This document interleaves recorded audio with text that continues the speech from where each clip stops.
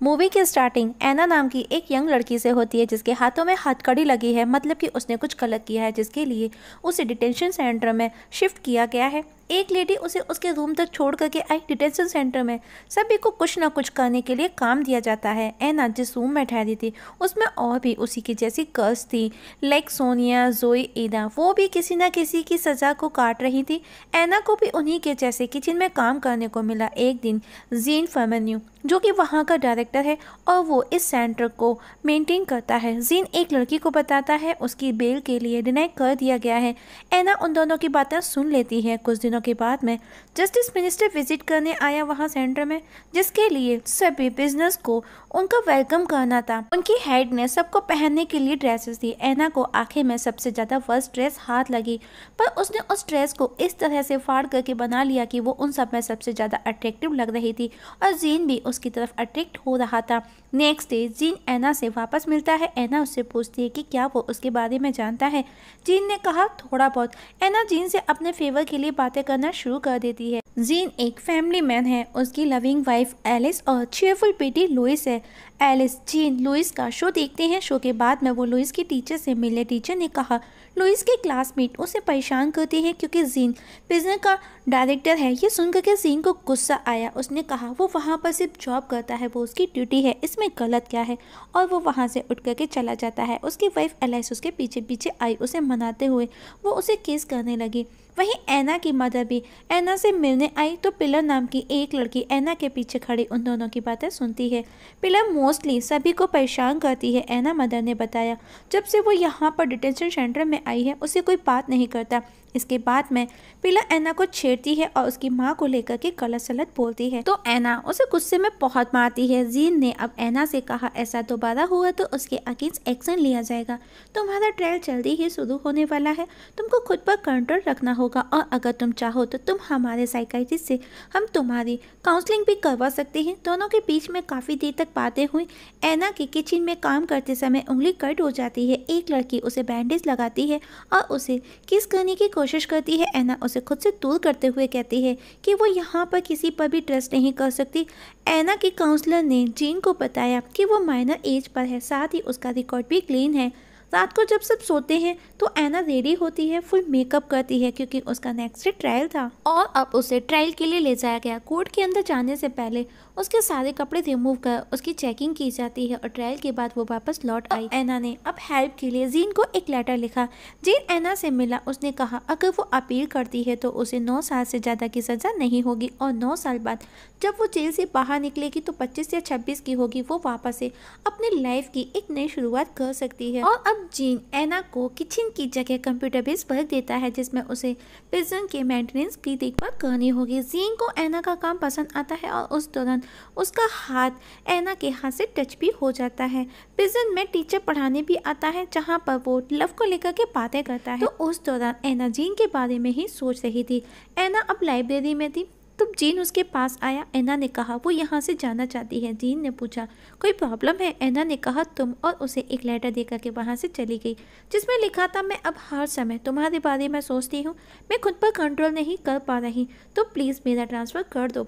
रात को जीन का फ़ोन बजा। जीन फ़ौरन प्रिजन पहुंचा जहां पर पिलर ने एक प्रेग्नेंट लड़की को इतना मारा कि उसे हॉस्पिटलाइज कराया गया। जीन परेशान था। वो एना के पास गया और उसे किस करने लगा पैशनेटली और पूछा क्या वो अब भी जाना चाहती है। एना ने कहा नहीं। अब जीन और ज़्यादा डिस्टर्ब हो जाता है। रात को जब वो एलिस के साथ बेड पर सो रहा होता है तो सपने में वो एना के साथ में इंटीमेट होता है। इससे वो नींद से जाग जाता है। नेक्स्ट डे वो एना से मिला और उसने कहा कल हमारे बीच में जो भी हुआ सब गलत था। एना को गुस्सा आया और वो उसे टच करती है तो जीन उसे छटक देता है। एलिस भी वही प्रिजन में एज अ पेंटिंग जॉब करती है। जब वो पेंटिंग की क्लास लेती है तो वो एना को ऐसा मॉडल विदाउट क्लोथ्स खड़ा करती है।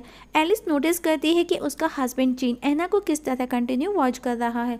घर पर जब जीन किचन में काम कर रहा था तब एलिस विदाउट क्लॉथ लाइक एना की तरह से उसके पास आई, लेकिन जीन को अच्छा नहीं लगा। वहीं एना को भी रात को नींद नहीं आती तो वो उसी सेलमेट के पास जाकर के सो जाती है जिसने उसे किस करने की कोशिश की थी। नेक्स्ट डे जीन पिलर के पास आकर के उसे बताता है कि उसको जल्दी ही यहाँ से शिफ्ट किया जाने वाला है, जिस पर पिलर भी उसे धमकी देती है कि कि अगर उसने ऐसा किया तो वो उसके बारे में सबको सच बता देगी।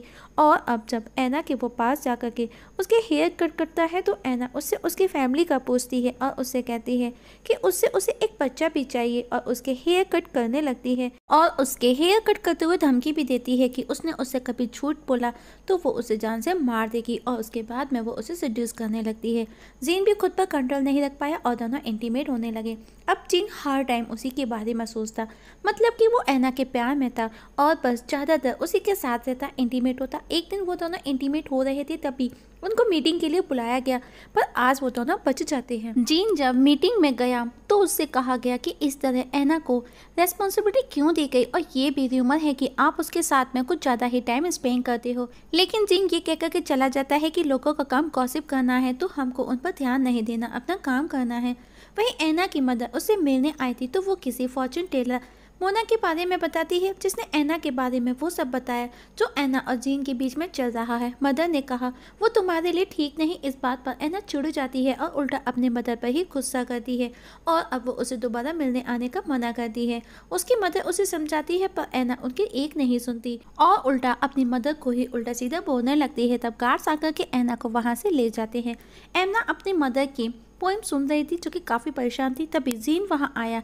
उसने ऐना को समझाया कि वो उसकी मदर है, वो उसका अच्छा ही सोचेंगी और उसे सेड्यूस करते हुए उसके क्लोज होने लगा। दोनों इंटीमेट हुए। इसके बाद में जीन ने ऐना की कुछ वियर्ड फोटो क्लिक की। ऐना भी जीन की फ़ोटो लेती है। जीन को गुस्सा आया, वहाँ से जाने लगा ये कहते हुए कि उसकी बेटी की वैकेशन है, उसको फैमिली के साथ बाहर जाना है। ये सुनकर कि ऐना को गुस्सा आया और वो गुस्से में उसे स्लैप करती है। एलिस ने भी नोटिस किया कि जीन घर पर उसके साथ रहकर भी फ़ोन में बिजी रहता है। नेक्स्ट डे जीन वापस ऐना को समझाने की कोशिश करता है। एलिस भी जीन को नोटिस करने लगी थी। रात को ऐना जीन को अपने कुछ फोटो सेंड करती है पर एलिस उसे कुछ नहीं कहती जबकि वो सब देख लेती है। रात को एलिस जीन इंटीमेट होते हैं। उसी समय जीन का फोन बार बार रिंग करता है क्योंकि ऐना की मदर उसे मिलने नहीं आई थी तो वो परेशान थी, इसीलिए वो बार बार जीन को फोन करती है। तभी वो दोनों इंटीमेट हो रहे थे तो एलिस को गुस्सा आया और वो फोन को फेंक करके वहां से चली गई। वहीं ऐना फ्रस्ट्रेशन में ढेर सारी पिल्स एक साथ खा लेती है। उसे हॉस्पिटलाइज कराया गया। जीन उससे मिलने आया और उसी के साथ उसी के बेड पर सो जाता है। मतलब कि जीन ऐना के प्यार में था, कहीं ना कहीं वो उससे बहुत ज़्यादा प्यार करने लगा था। रात को जीन एक बार में गया जहां वो ओवर ड्रिंक कर लेता है और एक लड़की को ऐना समझ करके उसके क्लोज आने लगता है तो एक बंदा उसे हिट करता है। जीन वहां से निकल आता है। नेक्स्ट डे जब वो ऐना से मिलने आया तो उसे मिलने नहीं दिया गया। एलिस की वाइफ को भी उन दोनों के अफेयर का पता चल गया था तो वो भी उसे अपने साथ नहीं सोने देती। जीन पर अब इंक्वायरी की जाती है कि उन्हें एक लेटर मिला है जिसमें किसी ने जीन और ऐना की अफेयर की बात कही है। ऑफिसर ने कहा सर आपका रिकॉर्ड एक्सीडेंट है, प्लीज बी केयरफुल। ऐना को फ्लोरी भेज दिया गया। जीन को उसके बिना नहीं रहा गया। उसने खुद को एक रूम में बंद कर लिया। वो अपनी फैमिली से तक नहीं मिला। वो उससे मिलने की हर कोशिश करता है पर वो मिल नहीं पाया। आखिर में वो ऐना के मदर के फोन कॉल के थ्रू ऐना से बात करता है। ऐना को वो मिलने बुलाता है और एक आलीशान होटल में लेकर के जाता है। आज वो दोनों लगभग 1 महीने के बाद मिले थे तो दोनों पैशनेटली इंटीमेट होते हैं। ऐना ने बताया वो अपनी लाइफ की नई शुरुआत करना चाहती है। जीन ने कहा तुम्हारी सजा जल्दी ही खत्म होने वाली है, उसके बाद में हम दोनों एक साथ होंगे। इसके बाद में उसने ऐना को एक फ़ोन कार्ड खरीद करके दिया ताकि वो बात कर सके। जब वो घर लौटा तो एलिस उसे समझाती है कि जब वो बाहर निकलेगी तो वो तुम्हारी शक्ल तक नहीं देखेगी। तुम्हारी खुद की फैमिली है जो तुमसे बहुत प्यार करती है, तुम्हारी बीवी है, तुम्हारी बेटी है, प्लीज़ लौट आओ, उसके पीछे मत जाओ। जीन जब लुइस को स्कूल छोड़ने गया तो उसका फ़ोन बजा जो कि ऐना का कॉल आया जिसे एलिस ने रिसीव किया। उसने ऐना को उसकी फैमिली से दूर रहने का बोल उसके कॉल को कट कर दिया। ऐना प्रेग्नेंट थी लेकिन वो ये बात जीन को बता करके उसकी फैमिली कैरियर डिस्ट्रॉय करना नहीं चाहती थी, मतलब कि उसे उसकी परवाह थी। इस बात से वो बहुत डिस्टर्ब थी। वहीं जीन को भी कस्टडी में ले लिया गया विद प्रूफ के साथ में कि उसका उसी के बिजनेस के साथ में रिलेशन है। ऑफिसर ने कहा अगर तुम अपनी जॉब कंटिन्यू करना चाहते हो, अपने कैरियर को बचाना चाहते हो तो जो भी सच है वो बता दो। पर जीन कुछ नहीं बोलता और उसे 3 साल की सजा भी हो सकती है। है। जीन एना से मिलने जाता है पर वो अपने बॉयफ्रेंड के साथ थी, वो उससे ठीक से बात तक नहीं करती और वो अपने बॉयफ्रेंड के साथ हॉस्पिटल में जाकर के अबॉर्शन करा लेती है। वहीं जीन लुइस का शो देखने पहुंचता है और अपनी बेटी को देख करके वो बहुत खुश था। मूवी 1 साल बाद दिखाई जाती है कोर्ट में, मतलब कि जीन पर केस चल रहा है। जीन का वकील कहता है तुम बच सकते हो पर एक शर्त पर कि एना ने तुमको मैनिपुलेट किया। अगर ये बात साबित हो जाती है एना की सजा भी खत्म होने वाली है। एना भी कोर्ट में आई, दोनों कोर्ट में बैठे एक दूसरे की तरफ देख करके स्माइल पास करती हैं और इस जगह मूवी की एंडिंग हो जाती है। दोस्तों आप लोगों से एक छोटी सी रिक्वेस्ट है, अगर आप इस चैनल पर नए हैं तो प्लीज़ सब्सक्राइब करना ना भूलिएगा। वीडियो पसंद आए तो लाइक और शेयर भी कर दीजिएगा। वीडियो देखने के लिए थैंक यू सो मच।